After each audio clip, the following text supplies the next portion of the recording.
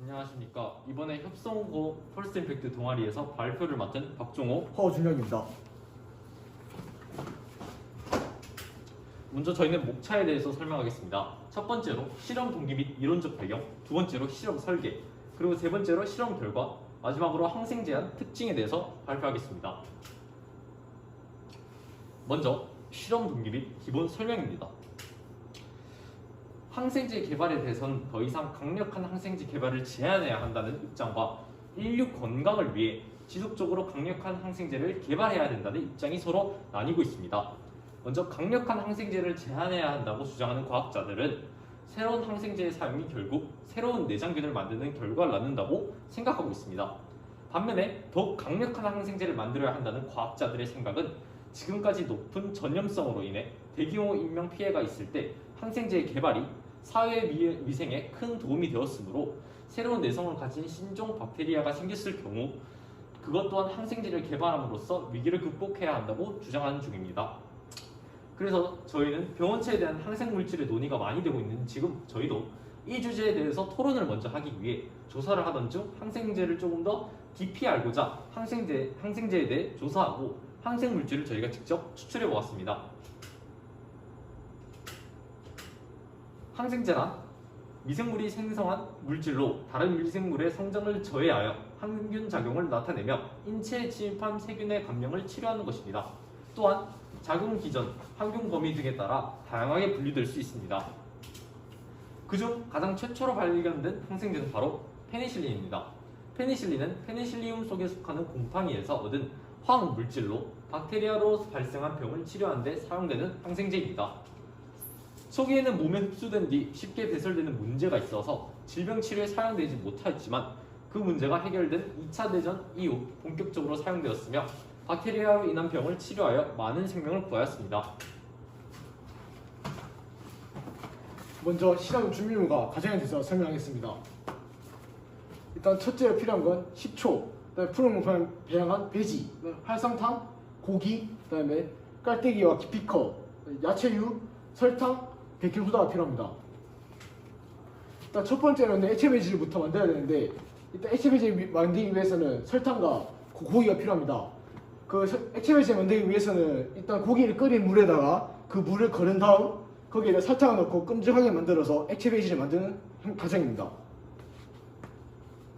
그리고 푸른곰팡이 먼저 피워야겠죠? 푸른곰팡이 피우기 위해서는 쌀뜨물 중에서 그 밑에 깔아앉은 추출물을 이용하여 빵에 바릅니다. 그 다음 이렇게 빵이 이렇게 피면은 이제 푸른곰팡이를 분리해서 배양합니다. 그래서 푸른곰팡이가 핀 빵에 그 푸른곰팡이 분리해서 배양하는 과정입니다. 일단 두 번째, 항생물질 만들기입니다. 그래서 이렇게 만들어진 항생물질 그가 푸른곰팡이를 가지고 이런 식으로 걸러냅니다. 그래서 밑에 있는 물만 사용하는 겁니다. 그래서 항생물질 만들기 위해서는 아까 그 걸러낸 물에 야채를 투입해서 기저은 다음 이렇게 해서 걸러내는 과정입니다. 먼저 실험 영상을 보겠습니다.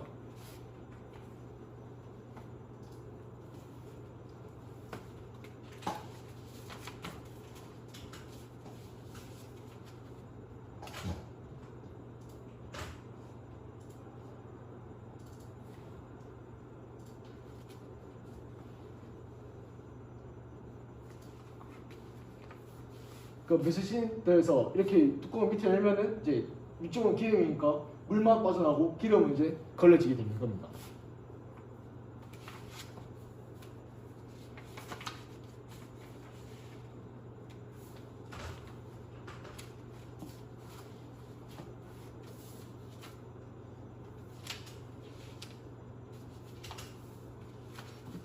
여기서 일단 활설탄을 끓여야 됩니다. 그래서 활설탄을 끓이는 이유는 활설탄을 소독해서 최대한의 오염을 막기 위해서 하는 것입니다. 그래서 일단 그 베이킹소다와 그다음 식초를 이용하여 알칼리수와 그 산소수를 각각 만든 다음 여기 활설탄에 거릅니다. 거기서 이제 아까 그 걸러냈던 물을 여기다 투입해서 거즈로 걸러내는 겁니다. 그러면 이제 맨 밑에 물만 남게 되겠죠? 네, 이 물을 가지고 이렇게 여러 개 나눠 썼습니다. 그래서 이렇게 나눠진 이유는 그 알칼리수의 농도를 누가 더 진하게 했느냐, 약하게 했느냐 그거의 차이입니다. 실험 결과에 대해서 설명해 드리겠습니다. 일단 첫 번째 그 대장균의 배양한 배지에 그 아까 그 만든 항생주 넣어들가 그 세균 죽지 않고 살아 있습니다. 그리고 그다음 잡균에 배양해서 잡균에 배양한 배지에 아까 그 항생주 넣었을 때 이제 잡균은 모두 죽고 이렇게 배지만 남은 모습입니다.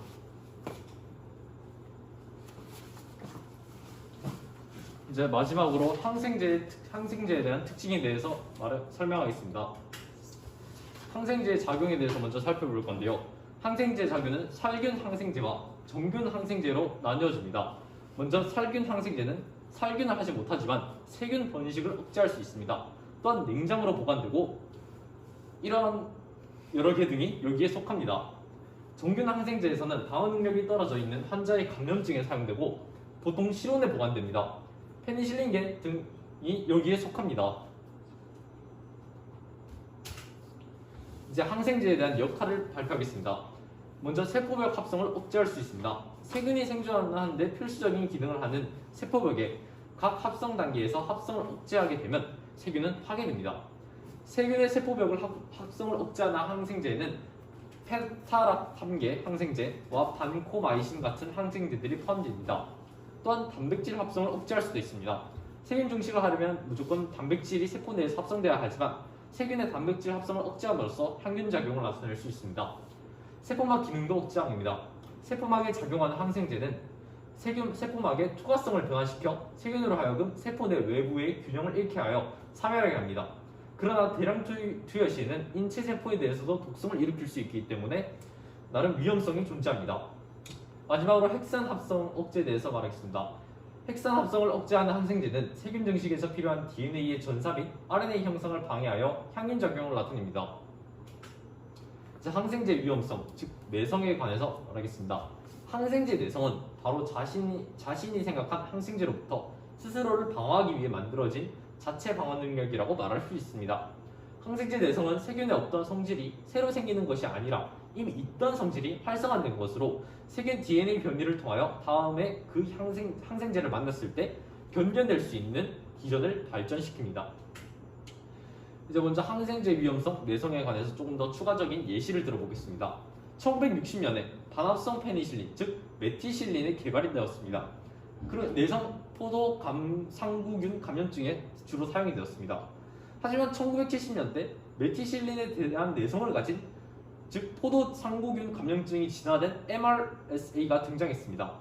하지만 이것을 또한 막기 위해 네코마이신이 개발되었습니다. 1998년 네코마이신에 대한 내성을 살짝씩이나 보이는 BISA가 등장했습니다. 즉 결국 2002년이 되어서야 반코마이신에 대한 완전한 내성을 가진 BRSA가 등장했습니다. 이상으로 발표를 마치겠습니다. 감사합니다.